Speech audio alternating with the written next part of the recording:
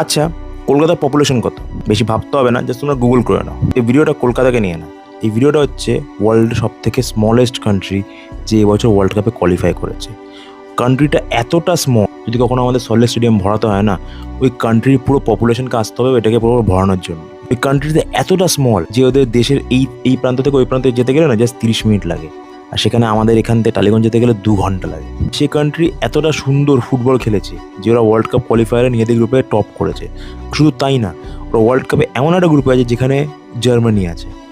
আর এটাও লোকেরা বলছে যে ওরা এত ভালো ফুটবল খেলে যে ওরা রাউন্ড অফ 32 ইভিং রাউন্ড অফ 16 অব্দি যেতে পারে। এটার নাম হচ্ছে কিউরাচাও, ওয়ার্ল্ডের সব থেকে স্মলেস্ট কান্ট্রি যারা এবছর ডেবিউ করবে ওয়ার্ল্ড। আমাদের প্রশ্ন আছে এআইএফএফ আর ইন্ডিয়াকে নিয়ে, আমরা কবে কোয়ালিফাই করবো?